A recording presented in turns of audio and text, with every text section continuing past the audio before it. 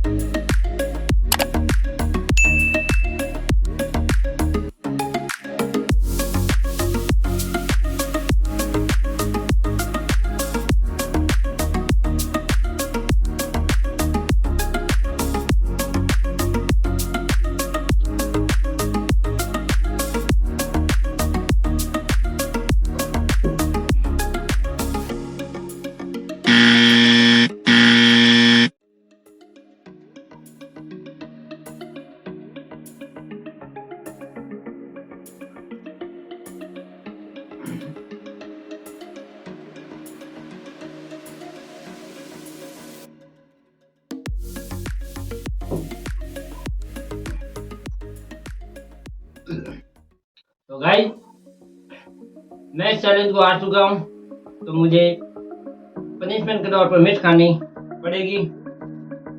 बहुत तीखी है ये, तो जितनी मैं खा सकता हूँ उतनी मैं खाऊंगा।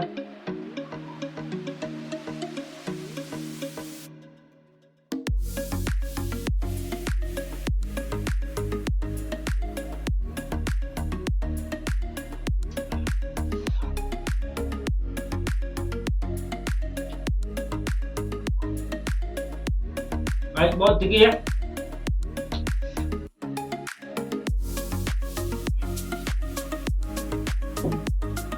तो वीडियो आपको अच्छा लगा हो तो लाइक और शेयर